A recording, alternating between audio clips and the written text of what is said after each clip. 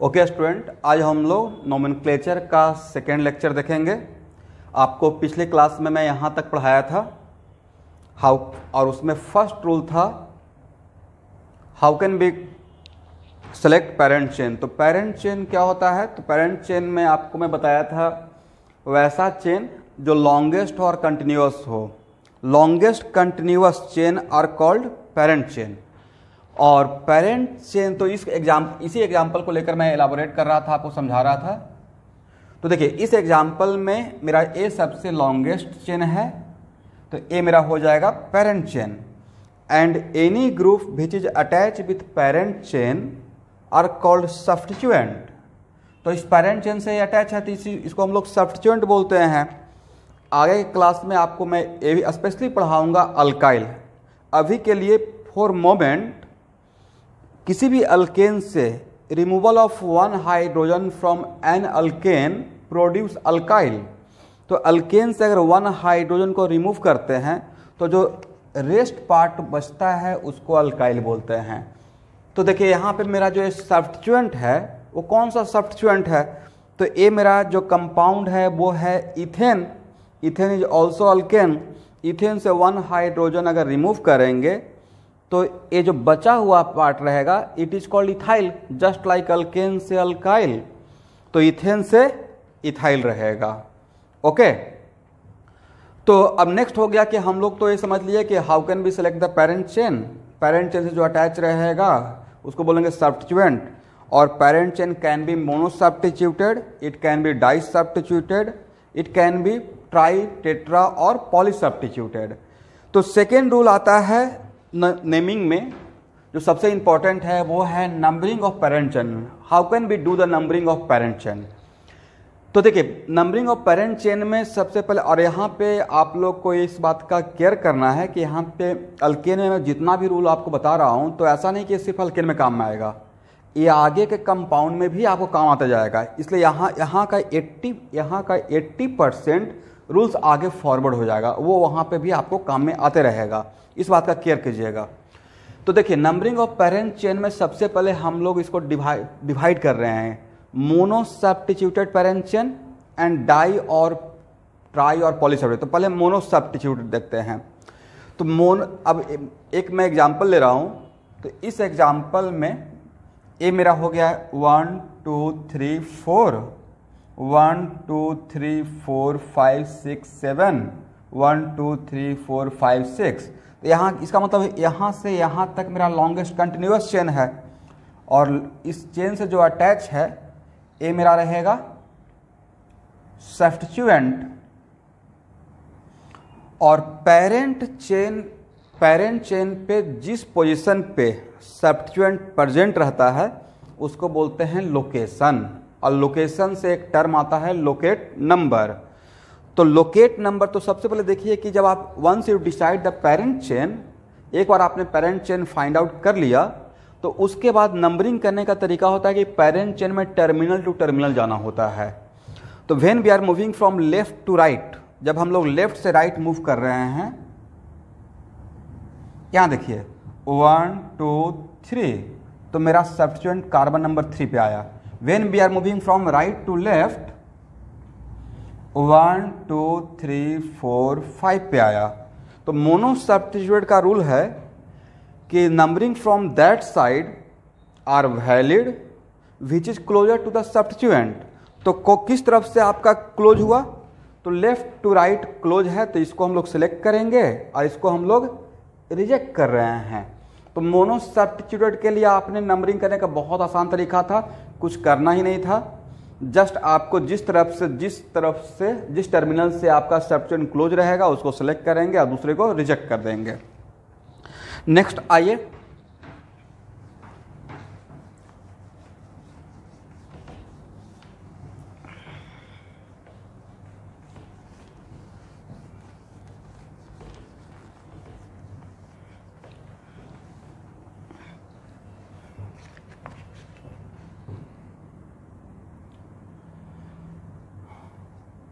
How to write the name.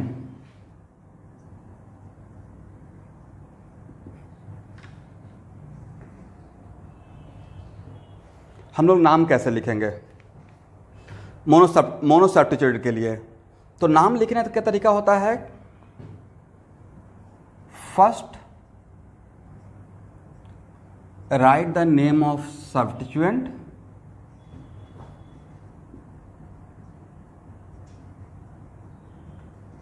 उसके बाद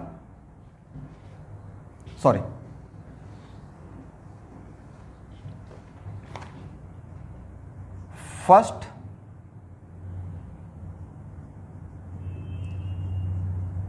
right the locate number, locate number मतलब location, substituent का location, जिस तरफ से वैलिड है तो उस तरफ से वो कार्बन नंबर किस कार्बन पे है, उसका नंबर क्या है। तो देखिए हम लोग इस यहाँ पे देख रहे हैं, तो हम लोग लेफ्ट टू राइट सेलेक्ट किए हैं, इसका मतलब मेरा लेफ्ट टू राइट का नंबरिंग वैलिड रहेगा। तो 1 2 3 4 5 6 7। तो first right the locate number of substituent,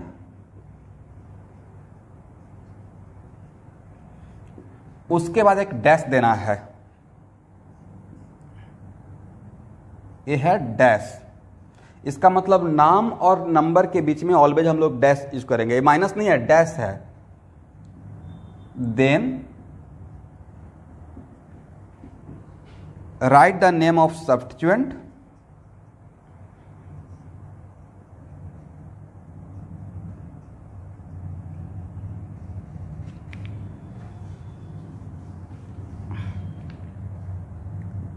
and then lastly attach base name। तो एक्चुअली बेस नेम इसका मतलब है कि बहुत सिंपल सा बात हो गया कि हम लोग मोनो सब्स्टिट्यूएंट में बहुत आसान है कि कुछ करना ही नहीं है, पहले सब्स्टिट्यूएंट का लोकेट नंबर लिखना है, उसके बाद डैश देना है, उसके बाद सब्स्टिट्यूएंट का नाम लिखना है, और लास्ट में बेस नेम किसका होता है? बेस नेम होता है पेरेंट चेन का, तो लास्ट में पेरेंट चेन का नाम लिख देना है। तो इस चीज को अगर यहां पे फॉलो करते हैं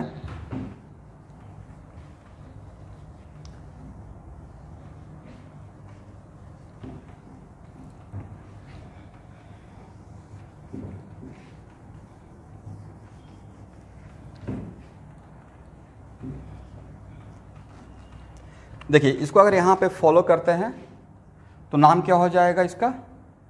सब्स्टिट्यूएंट का लोकेशन 3 है, उसके बाद गिव है डैश, फिर लिखिए मिथाइल, और उसके बाद बेस नेम। तो बेस नेम किसका होता है? पेरेंट चेन का। तो पेरेंट चेन में यहाँ पे कितना कार्बन है? 7। तो बेस नेम का लिए मैं आपको बताया था पिछले लेक्चर में कि बेस नेम लिखने के टाइम पे पेरेंट चेन में जितना कार्बन रहेगा उतना ही कार्बन का आपको सोचना है कि अगर अनब्रांच होता तो उसका नाम क्या होता। तो अनब्रांच होता तो इसका नाम हेप्टेन होता, तो यहाँ पे बेस नेम हो जाएगा हेप्टेन। ये इसका कंप्लीट, तो एक कंप्लीट इस कंपाउंड का IUPAC नेम है।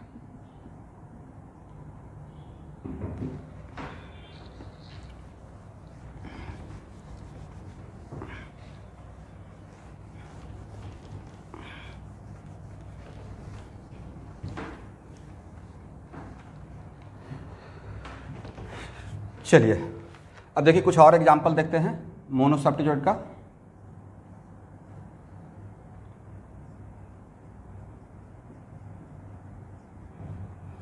तो यहाँ पे भी 1 2 3 4 5 6 1 2 3 4 5 1 2 3 4 5 6। तो देखिए यहाँ इस तरफ से और इस तरफ से एक ही बात है।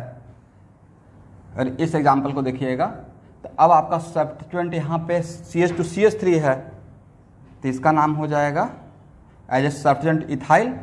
और अब नंबरिंग देखते हैं, if numbering from left to right तो ये कार्बन नंबर 3 पे आएगा, और अगर फ्रॉम राइट टू लेफ्ट करते हैं तो 1 2 3 4 पे आ रहा है। तो जो क्लोज रहेगा उसको सिलेक्ट करेंगे और जो दूर रहेगा उसको रिजेक्ट कर देंगे। तो इस तरीके से इसका नाम हो जाएगा 3 इथाइल 1 2 3 4 5 6 3 इथाइल हेक्सेन।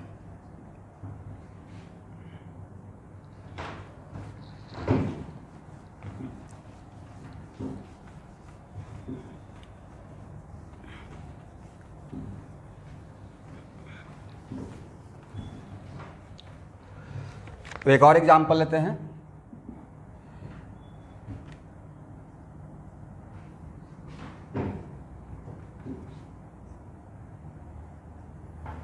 अब इसमें से कुछ स्टूडेंट बोलेंगे सर आप तो पढ़ा रहे हैं अल्केन, यहाँ तो हो गया hello alkane.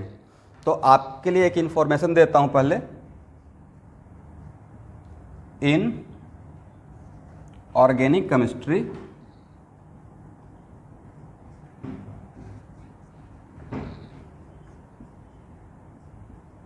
Halogen always treated as substituent. Organic chemistry में हम लोग हेलोजन को ऑलवेज सब्स्टिट्यूएंट के जैसा ट्रीट करते हैं, मतलब हेलोजन का कोई बेस नेम नहीं रहेगा। तो यहाँ पे अगर तो जस्ट यहाँ पे इस चीज़ को हम लोग सीख लेते हैं। हालांकि ये मेरा कंप्लीट अल्केन नहीं है, बट हेलोजन ऑलवेज सब्स्टिट्यूएंट के साथ ट्रीट करता है, तो यहाँ पे भी हम लोग इस एग्जाम्पल को सीख सकते हैं, क्योंकि बी आर यहाँ पे मेरा सब्स्टिट्यूएंट है। तो हेलोजन का ऑर्गेनिक केमिस्ट्री में एज ए सब्स्टिट्यूएंट नाम होता है हेलो। तो अगर फ्लोरीन रहेगा तो एज ए सब्स्टिट्यूएंट इसको बोलना है फ्लोरो। क्लोरीन रहेगा तो एज ए सब्स्टिट्यूएंट इसको बोलना है क्लोरो। ब्रोमीन रहेगा तो एज ए सब्स्टिट्यूएंट बोलना है ब्रोमो। और आयोडीन रहेगा तो ऐसे एज ए सब्स्टिट्यूएंट इसको बोलना है आइडो।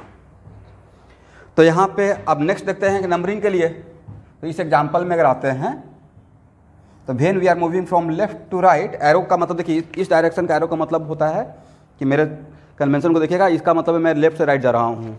तो लेफ्ट से राइट जब मूव कर रहे हैं तो 1 2 3 पे ब्रोमीन है, और राइट से लेफ्ट मूव कर रहे हैं तो 1 2 3 4 पे है। तो इसको सिलेक्ट करेंगे, इसको रिजेक्ट करेंगे, तो नाम हो जाएगा 3 ब्रोमो। और अब काउंटिंग कर लेते हैं 1 2 3 4 5 6, यही मेरा बेस नेम था, तो हो जाएगा हेक्सेन। तो क्या हुआ 3 ब्रोमो हेक्सेन।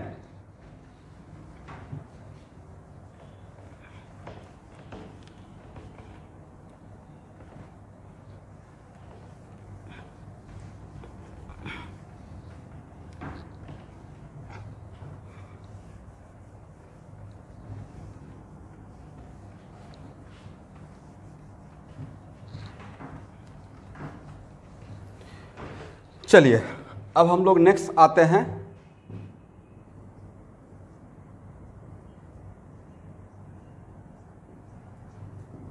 नंबरिंग ऑफ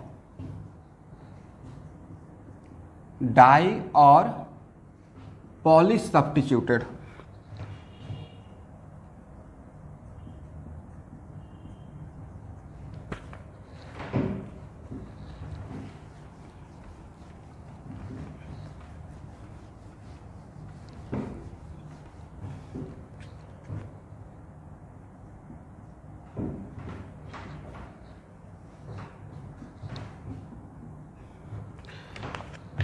तो देखिए नंबरिंग ऑफ डाई और पॉली सब्स्टिट्यूटेड के में पेरेंट चेन का नंबरिंग करने के लिए 2 rules are proposed.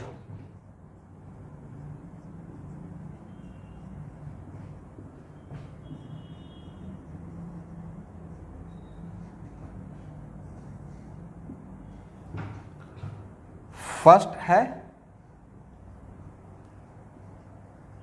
Some rule और सेकंड है RFPD। इसका फुल फॉर्म होता है rule of first point of difference.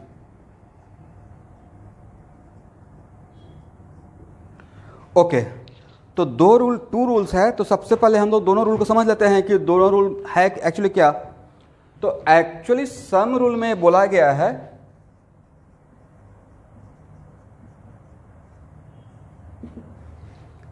Some rule state that numbering of parent chain from that side will be valid which gives lowest sum of all locate number. इसका मतलब ये हुआ कि sum rule में हम लोग नंबरिंग उस तरफ से करेंगे जिस तरफ से नंबरिंग करने से सारे सब्स्टिट्यूएंट का लोकेट नंबर का एडिशन करने के बाद वैल्यू कम आएगा, छोटा रहेगा। करेक्ट।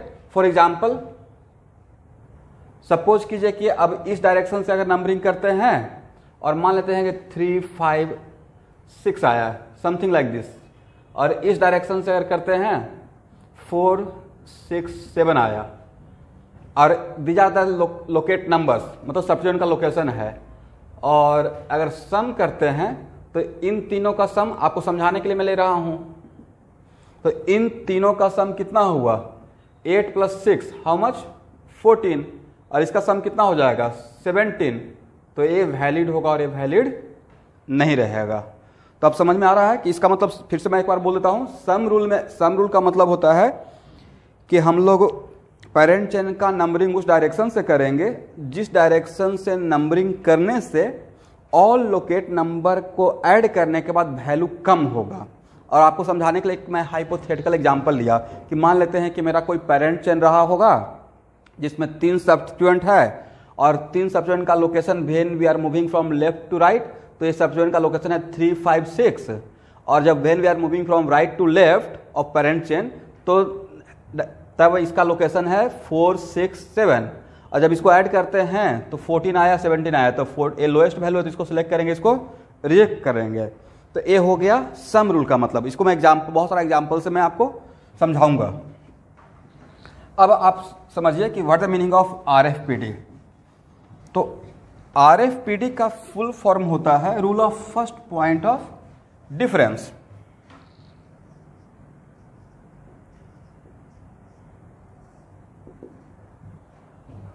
तो इसका मतलब ये हुआ कि देखिए RFPD बहुत इंपॉर्टेंट है, इसको ध्यान से समझिएगा स्टूडेंट। तो RFPD का फुल फॉर्म है rule of first point of difference. तो इसमें भी आपको फर्स्ट ऑफ ऑल क्या करना है कि पेरेंट चेन को दोनों डायरेक्शन लेफ्ट टू राइट और राइट टू लेफ्ट पे पहले सब्स्टिट्यूएंट का लोकेशन लिखना है। तो फॉर एग्जांपल जो मैं वहां पे एग्जांपल लिया उसी को यहाँ पे भी ले रहा हूँ, 3, 5 और 6, और इस तरफ से नंबरिंग करते हैं तो आता है 4, 6, 7। करेक्ट। अब इसमें आप दोनों डायरेक्शन से जो नंबरिंग किए हैं सब्स्टिट्यूएंट का उसको 1 by 1 मैच करवाना है। क्या करना है? मिलाना है, मैच करना है। ठीक है। और जहां पे फर्स्ट टाइम डिफरेंस आ जाएगा, जहां पे फर्स्ट टाइम डिफरेंस आ जाता है वहां पे रुक जाइए और बाकी को भूल जाइए। तो देखिए मैं मिलाना शुरू करता हूं तो चांस की बात है कि मैं जब यहाँ, और मिलाने का तरीका होता है कि इधर से जाते हुए मिलाना है, या ऐसे ऐसे ऐसे उल्टा करके मत आइएगा, ऐसे यहाँ से ऐसे ऐसे जाकर के मिलाना है। तो जब फर्स्ट टाइम यहाँ पे जब हम लोग इसको मिलाते हैं तो चांस की बात है कि फर्स्ट टाइम ही डिफरेंस आ गया। इसमें जोड़ना नहीं है, सम रूल नहीं है, इसका नाम है first rule of first point of difference. तो जहाँ पे डिफरेंस आएगा वहाँ पे आपको रुक जाना है। तो देखिए अब ये चांस की बात है कि फर्स्ट टाइम ही डिफरेंस आ गया। ये है 3 और 4। तो 3 और 4 में जिसका नंबर कम रहेगा, तो जिसका नंबर कम रहेगा उस डायरेक्शन को हम लोग सेलेक्ट करेंगे। तो किसका नंबर कम है? इसका नंबर कम है तो इसको सिलेक्ट करेंगे, इसको रिजेक्ट करेंगे। इसका मतलब है कि RFPD state that numbering from that side will be valid in which first point of difference gives lower number. इसका मतलब नंबरिंग उस तरफ से, RFPD में नंबरिंग उस तरफ से वैलिड रहेगा जहां पे फर्स्ट टाइम डिफरेंस जहां पे आपका आया है उस डिफरेंस में जिसका नंबर लोअर रहेगा उस डायरेक्शन को सेलेक्ट करेंगे और जिसका डायरेक्शन लोअर नहीं रहेगा उसको रिजेक्ट करेंगे। तो देखिए मैं मिलाना शुरू किया था तो 3, 5, 6, 4, 6, 7, तो यहाँ पे डिफरेंस यहाँ पे ही आ गया। तो उसके बाद जहाँ पे डिफरेंस आता है उसके बाद आपको नहीं देखना है। तो इसमें 3 लोअर नंबर है तो इसको सिलेक्ट करेंगे और इसे हम लोग रिजेक्ट करेंगे।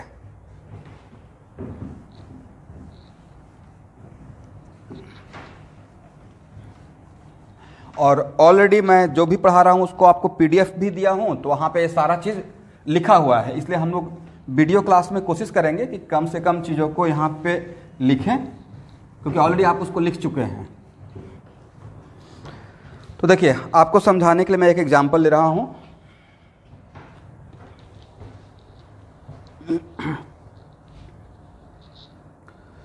ओके,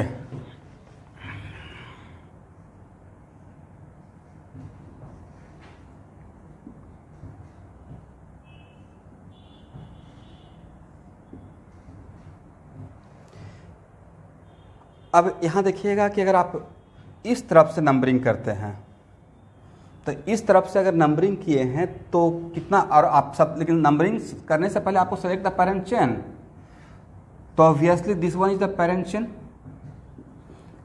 ये मेरा पेरेंट चेन है। And now once you decide the parent chain, then do the numbering. Then when we are going from left to right, then ये आपके पास 2 सब्स्टिट्यूएंट हो गया, और एंड पॉइंट का मतलब स्टूडेंट जानते ही हैं कि कार्बन है, और कार्बन का मतलब यहाँ पे CH3 है, और यहाँ भी क्या है, CH3 है। या एक और ले लेते हैं, यहाँ पे कुछ और ले लेते हैं, CH2 CH3 है मान लेते हैं। तो इस तरफ से अगर हम लोग नंबरिंग कर रहे हैं तो इस यहाँ पे आया 1 2 3 3 and 4, and when numbering from right to left, then 1 2 3 4 5। अब देखिए, आपने नंबरिंग कर लिया, अब आपके माइंड में रहेगा कि सर अब कौन सा रूल लगाएं। तो आपको सर अभी तो जस्ट मैं बताया कि 2 रूल आपको पढ़ा है, एक है सम रूल और एक है RAPD। तो अगर यहाँ पे सम रूल अप्लाई करते हैं तो सम रूल में क्या अभी जस्ट बताए थे, सम रूल में आपको स्टूडेंट क्या करना है कि जितना भी आप नंबरिंग किए हैं दोनों डायरेक्शन का, उसको ऐड करना है। तो 3 4 and 4 5, इसका अगर सम करते हैं तो इसका सम हुआ 7 और इसका सम हुआ 9। तो ये सम, इस डायरेक्शन का सम का वैल्यू लोएस्ट है तो इसको सेलेक्ट करेंगे, और इस डायरेक्शन का सम का वैल्यू हाई ज़्यादा है तो इसको हम लोग रिजेक्ट करेंगे। इसका मतलब है कि इस एग्जाम्पल में numbering from left to right is valid according to sum rule. अब इसमें कुछ स्टूडेंट करेंगे सर RAPD भी तो आप पढ़ाए, तो RAPD भी देख लेते हैं इसी सेम एग्जाम्पल में। तो RAPD अगर अप्लाई करते हैं तो RAPD जस्ट मैं आपको क्या सिखाया कि RAPD के लिए बहुत आसान है कि आप दोनों तरफ का लिखिए 3 and 4, और RAPD का फुल फॉर्म क्या है, rule of first point of difference. तो देखिए, आपको 1/1 मिलाना है, करेक्ट। अब इसमें 3 और जहां फर्स्ट टाइम यहां पे ही डिफरेंस आ गया था, यहां पे रुक जाना है, और 3 और 4 में which one is the lower number 3, तो इस डायरेक्शन को सिलेक्ट करेंगे और इस डायरेक्शन को रिजेक्ट करेंगे। इसका मतलब है कि सम रूल और RAPD अगर दोनों को अप्लाई करते हैं तो both rules gives what, numbering from left to right. इसका मतलब left to right numbering are valid by both sum rule as well as RAPD। इसका मतलब है कि सम रूल से भी लेफ्ट टू राइट वैलिड है और RAPD से भी लेफ्ट टू राइट वैलिड है। इसका मतलब हम लोग का डायरेक्शन हुआ नंबरिंग करने का लेफ्ट से राइट, ये सिलेक्ट हुआ, ये रिजेक्ट हुआ, तो 1 2 3 4 5 6 7।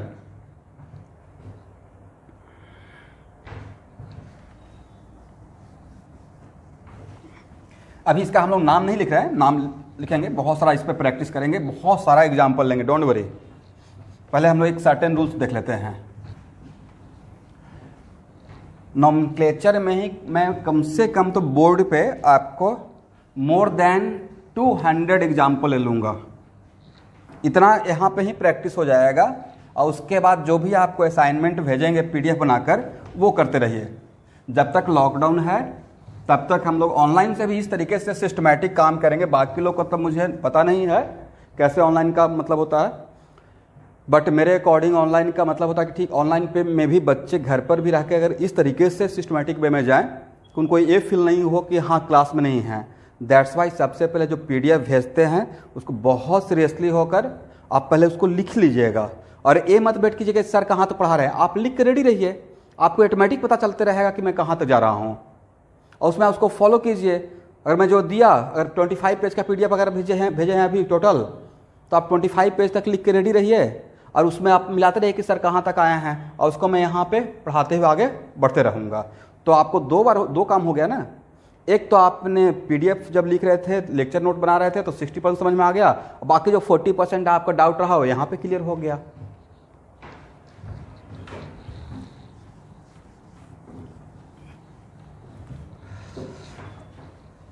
अब देखिए नेक्स्ट एग्जांपल लेते हैं नंबरिंग करने के लिए।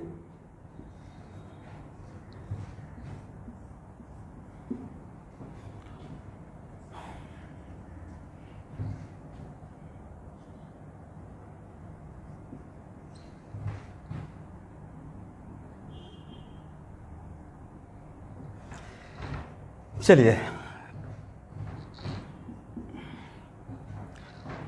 तो देखिए सबसे पहला काम क्या होता है, select the parent chain. Parent chain क्या होता है, लॉन्गेस्ट कंटिन्यूअस। ये मेरा पेरेंट चेन हो गया। ओके, अब नेक्स्ट है कि when numbering from left to right, once you decide the parent chain then do the numbering. और एक केस है ट्राई या पॉलिश सब्स्टिट्यूट का।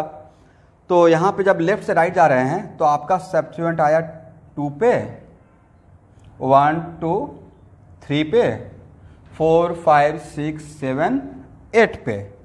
And when we are going from right to left तो 1 2 2 पे, 3 4 5 6 7, उसके बाद 8। तो नेक्स्ट अब यहाँ पर स्टूडेंट का रहेगा कि सर आप कौन विच साइड आर वैलिड। तो सबसे पहले आपको 2 रूल पढ़ाए हैं, इसमें एक सम रूल है। तो सम रूल में जब लेफ्ट से राइट का जब आप देखते हैं 2 3 and 8, and when we are going from right to left 2 7 8, तो इसका सम कितना हुआ, 13 हुआ, और इसका सम हो गया 17। तो ये लोएस्ट सम हुआ, तो इसको सिलेक्ट करेंगे, इसको रिजेक्ट करेंगे। अब सेम एग्जांपल में नेक्स्ट कोई स्टूडेंट उसको लग रहा होगा कि सर ये तो सम रूल से हो गया, व्हाट अबाउट RFPD। RFPD का भी देख लेते हैं। इस सेम एग्जांपल के लिए RFPD आप अप्लाई करते हैं। RFPD का फुल फॉर्म है rule of first point of difference. तो अगर RFPD इसमें देखते हैं तो when we are going from left to right, तो ये मेरा था 2 3 8, और राइट से लेफ्ट अगर देखते हैं तो क्या है 2 7 8। और RFPD में क्या बताया है कि आपको जितना भी लोकेट नंबर है उसको मैच करवाना है, मिलाना है। तो देखिए फर्स्ट 2 और 2 हो गया, सेम है, तो ये इसका मतलब सेम है, तो आगे बढ़ना है। जहाँ पे फर्स्ट पॉइंट ऑफ डिफरेंस का मतलब जहाँ पे पहला बार डिफरेंस आता है वहाँ पे रुकने के लिए बोल रहे हैं। तो यहाँ पे डिफरेंस नहीं आया तो आगे बढ़िए। अब यहाँ पे आकर डिफरेंस आ गया, तो जहाँ पे डिफरेंस आता है वहाँ पे रुक जाना है, और बाकी को फॉर मोमेंट भूल जाइए। अब देखिए कि 3 और 7 में which number are lower number. तो 3 इसमें 3 लोअर नंबर है, तो इसको सिलेक्ट करेंगे और इसे रिजेक्ट कर देंगे। ओके, तो RFPD से कौन सा डायरेक्शन वैलिड हुआ, लेफ्ट टू राइट वैलिड हुआ। तो अब यहाँ पे आप देखिए कि सम रूल से जो डायरेक्शन, सम रूल से जो क्या वैलिड हो रहा है, लेफ्ट टू राइट, और RFPD से भी which direction are valid, left to right. इसका मतलब left to right are valid by both sum rule as well as RFPD। इसका मतलब है कि फाइनल हम लोग का नंबरिंग वैलिड हुआ, लेफ्ट से राइट जाना है, और a valid by both sum rule as well as rule of first point of difference, ये दोनों से वैलिड है। तो इसका जब नंबरिंग अब करते हैं तो हम लोग को नंबरिंग करने का फाइनल डिसीजन हुआ कि लेफ्ट से राइट जाएंगे, 1 2 3 4 5 6 7 8 9। अभी हम लोग नाम नहीं लिख रहे हैं, अभी जस्ट हम लोग सीख रहे हैं कि नंबरिंग कैसे करेंगे पेरेंट चेन का। तो अब इसमें अभी हम लोग डिस्कस कर रहे हैं, we are going to discuss about sum rule as well as RFPD।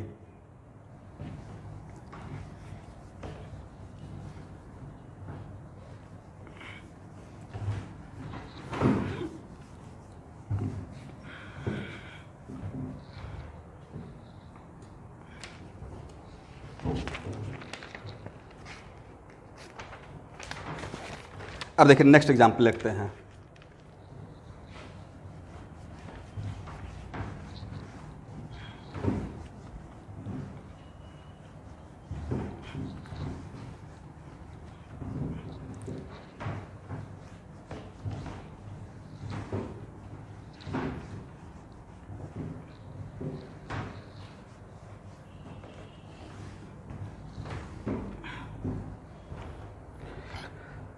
चलिए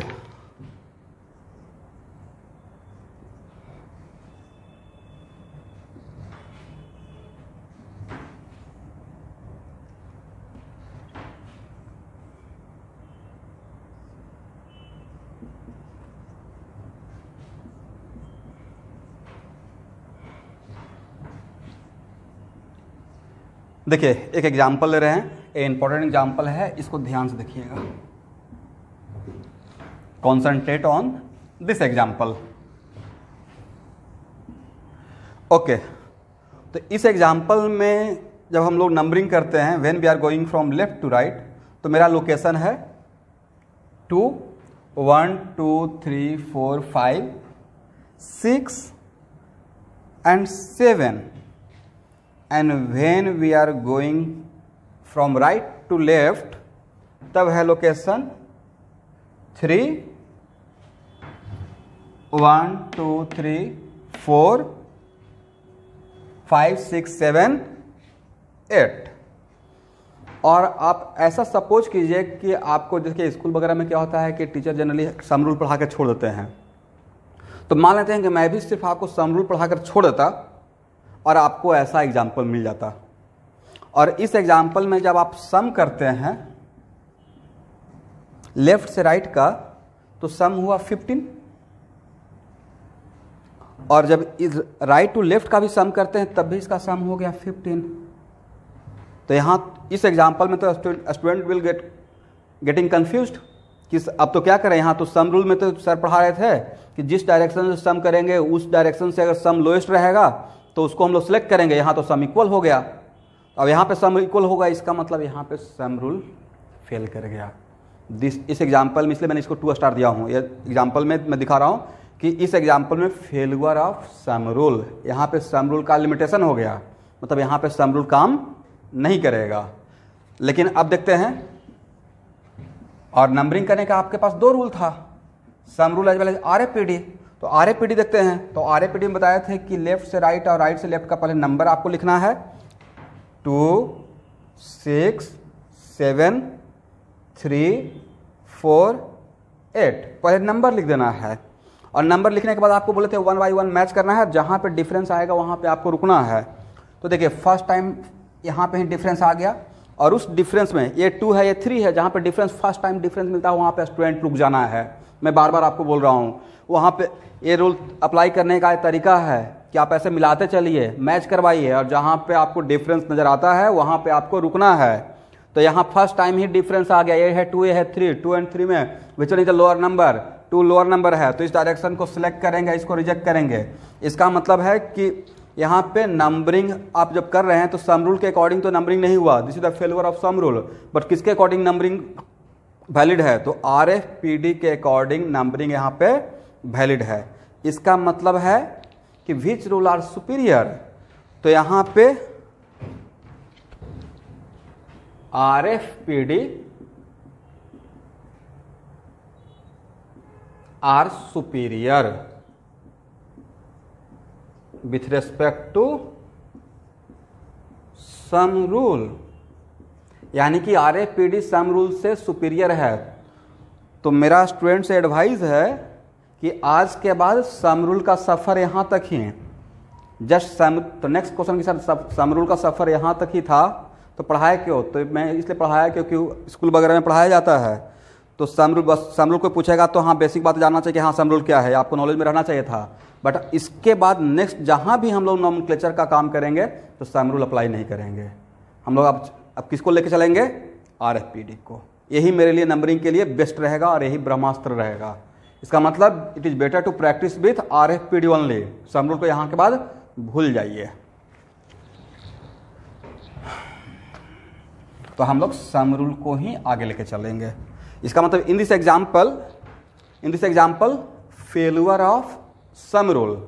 तो किसको लेकर प्रैक्टिस करना है स्टूडेंट? तो हम लोग को RFPD को लेकर प्रैक्टिस करना है।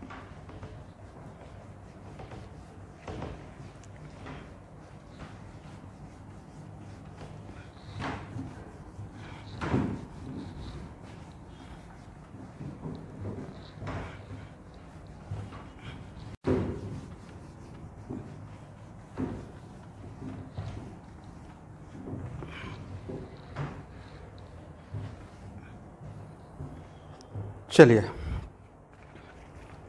अब नेक्स्ट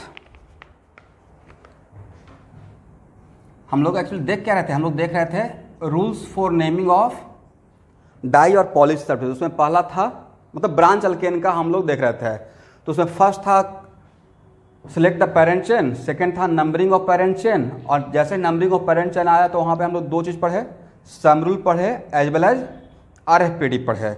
और सम रूल उसके बाद हम लोग देखें कि सम रूल को अब हम लोग को लेकर चलना नहीं है, तो हम लोग किसके साथ प्रैक्टिस करेंगे? RFPD के साथ हम लोग प्रैक्टिस करने जा रहे हैं। अब इसका next rule, if same substituent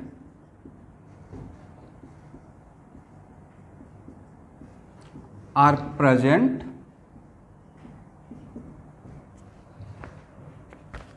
if same substituents are more than one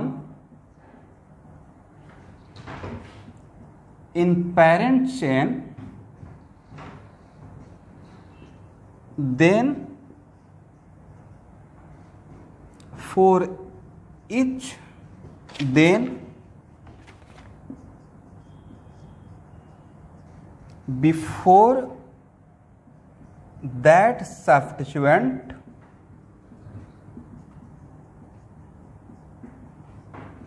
we use a prefix।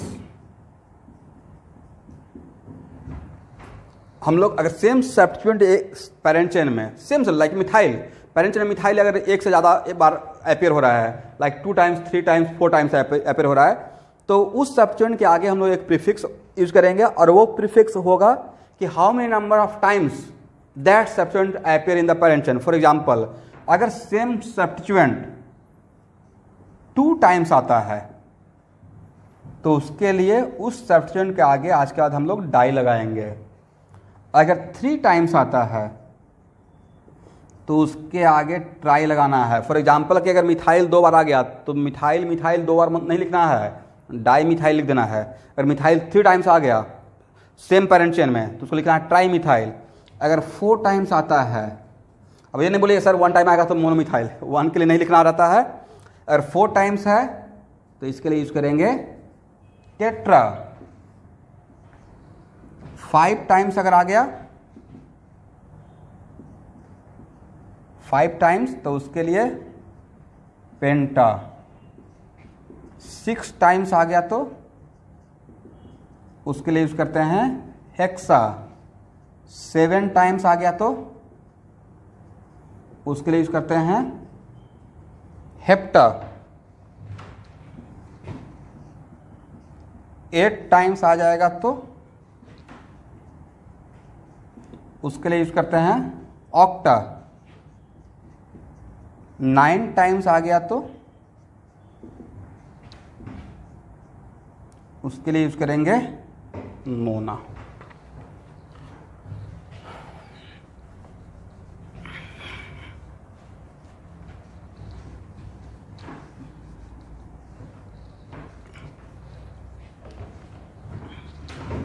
और 10 टाइम्स आ गया तो उसके लिए यूज करेंगे डेका। इससे ज़्यादा टाइम्स नहीं आएगा, ये मचमुर हो गया। तो इसका 2 के लिए डाई, 3 के लिए ट्राई, 4 के लिए टेट्रा, 5 के लिए पेंटा, 6 के लिए हेक्सा, 7 टाइम्स आएगा तो हेप्टा यूज करना है उस सब्स्टिट्यूएंट के आगे, 8 टाइम्स आएगा तो ऑक्टा यूज करना है, 9 टाइम्स रहेगा तो नोना यूज करना है, 10 टाइम्स रहेगा तो डेका यूज करना है। फॉर एग्जाम्पल एक ले लेते हैं,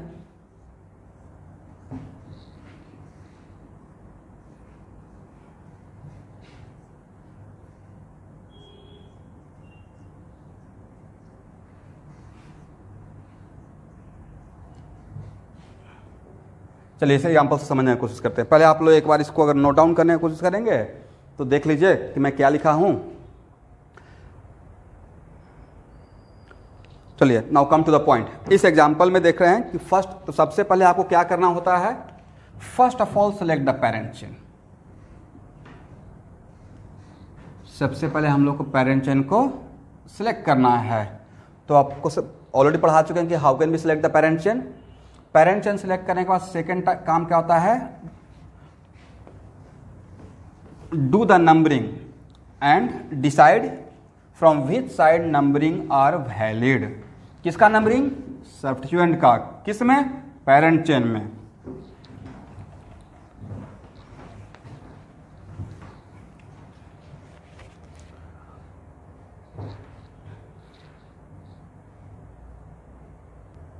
ओके अब इस एग्जाम्पल को देख हम लोग ले रहे थे, तो यहां देखिए when numbering from left to right, तो ये आता है 2 पे, 3 पे, 1 2 3 4 5 6 पे। और जब हम लोग राइट से लेफ्ट आते हैं तो 1 2 3 4 5 6 7 8। और अब तो सम रूल लगाना है नहीं, अब हम लोग को लगाना क्या है, RFPD। सम रूल को तो हम लोग अब छोड़ दिए। तो RFPD में क्या था कि हम लोग को इस तरफ से जाते हुए मिलाते रहना है, और जहाँ पे फर्स्ट टाइम डिफरेंस आएगा वहाँ पे रुकना है। बार बार देखिएगा, सम रूल इंपॉर्टेंट है, इसलिए मैं इसको बार बार बोल रहा हूँ, इस पर ज़्यादा कॉन्सेंट्रेट कर रहे हैं। तो फर्स्ट टाइम ही डिफरेंस आ गया, ए है 2, ए है 4, तो जो लोअर नंबर डिफरेंस में जो लोअर नंबर रहेगा उस डायरेक्शन को सिलेक्ट करते हैं। तो डिफरेंस में 2 लोअर नंबर है, आप जानते हैं 2 और 4 में कौन बड़ा है, बताने का रिक्वायरमेंट है नहीं। तो ये सिलेक्ट करेंगे, रिजेक्ट करेंगे। तो नंबरिंग आपका हो गया finally from left to right, 1 2 3 4 5 6 7 8 9। Now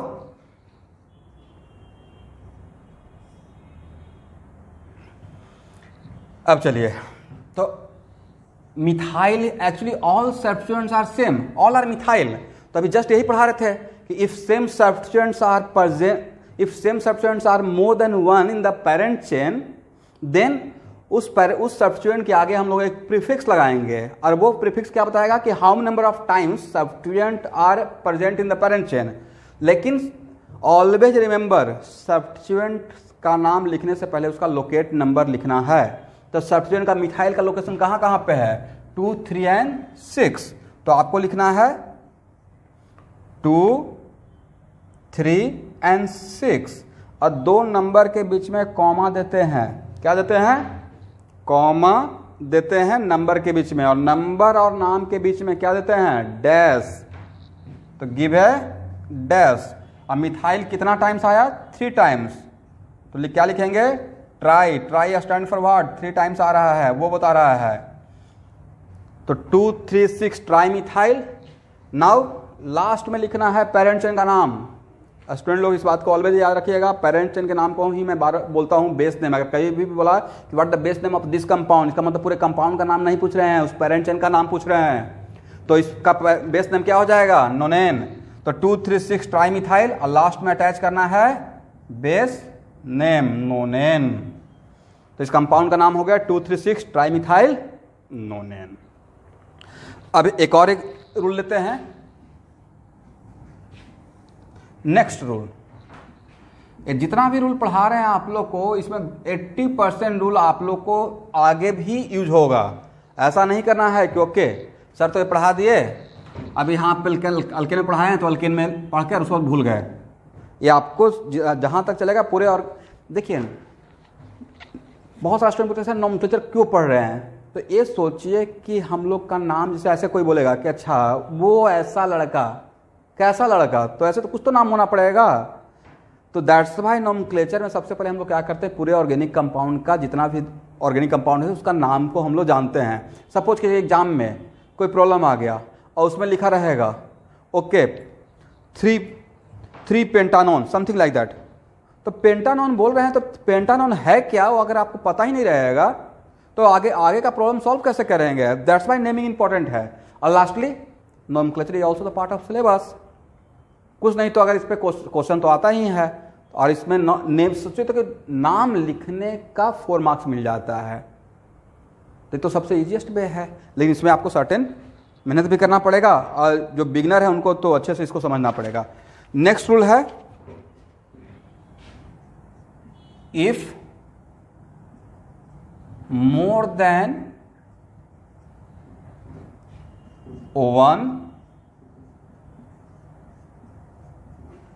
different type of substituents are present, then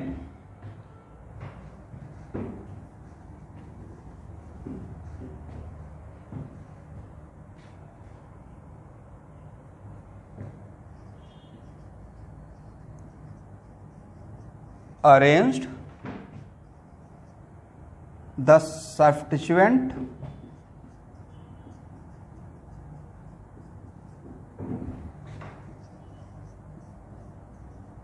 alphabetically।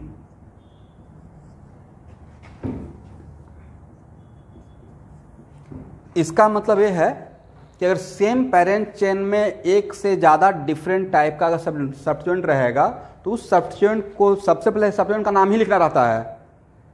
लेकिन अगर एक से ज़्यादा डिफरेंट टाइप का मोर than 1 different type of substituent रहेगा तो सब्स्टिट्यूएंट को अल्फ़ाबेटिकली सजाएंगे, अरेंज करेंगे। इसका मतलब ये हुआ, अल्फ़ाबेटिकली का मतलब ABCD से मैं मीन कर रहा हूँ। सपोज कीजिए कि मेरे पेरेंट चेन में मिथाइल भी है और इथाइल भी है, तो मिथाइल पहले लिखें या इथाइल पहले लिखें? तो आप देखिए मिथाइल का फर्स्ट लेटर क्या है? M, तो ABCD में M, और इथाइल का फर्स्ट लेटर है E, तो E और M में कौन पहले आता है? E पहले आता है। तो अल्फ़ाबेटिकली जो सुपीरियर रहेगा, अरेंज्ड अल्फ़ाबेटिकली, ये मैं मीन कर रहा था। अब इसको एक एग्जाम्पल से आपको समझा रहे हैं, लेकिन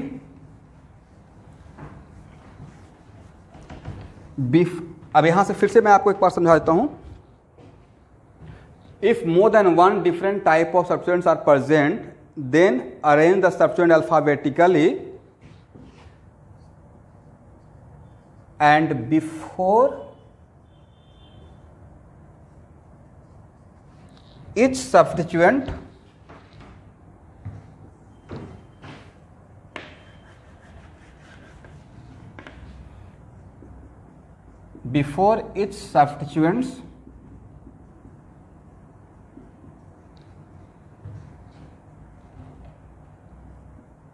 locate number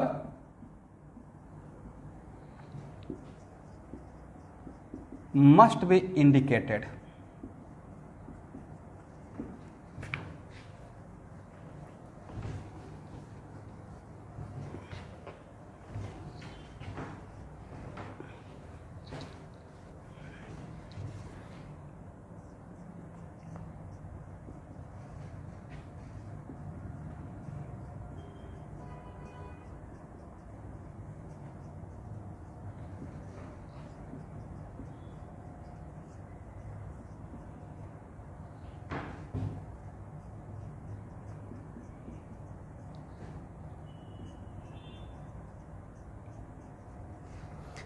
अब देखिए इस एग्जाम्पल को हम लोग लेते हैं।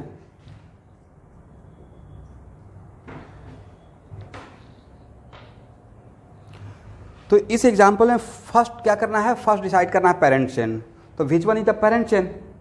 1 2 3 4 5 6, 1 2 3 4 5 6 7 8, 1 2 3 4 5 6 7 8 9। इसका मतलब ए मेरा हो गया parent chain. Now once you decide the parent chain, then do the numbering. तो अगर इस तरफ से जाते हैं,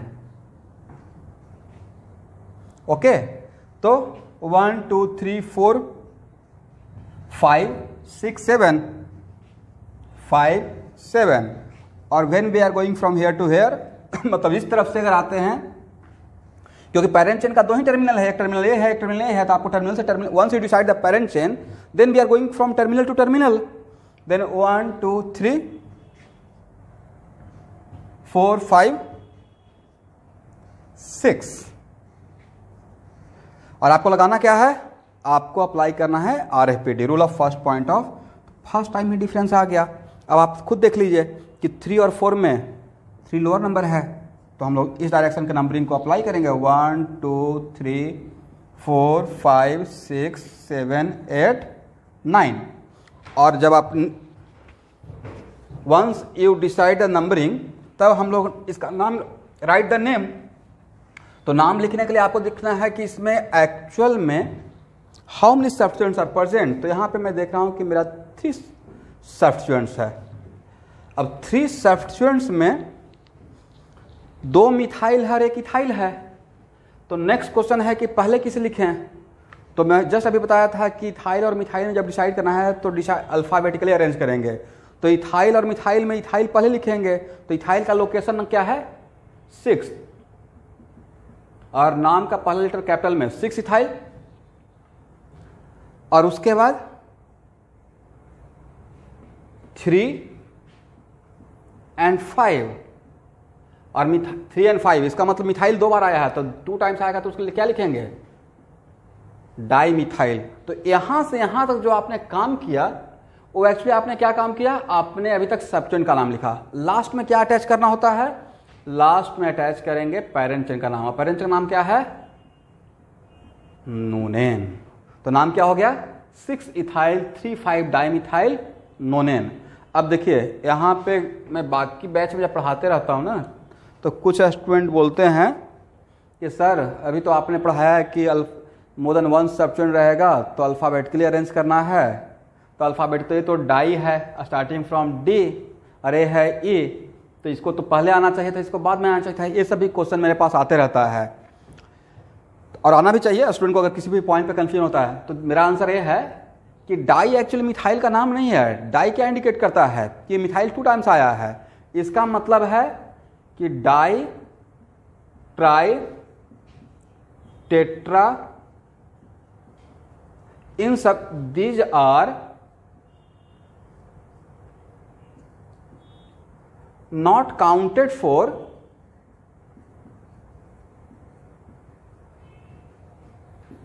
अल्फाबेटिकल प्रेफरेंस।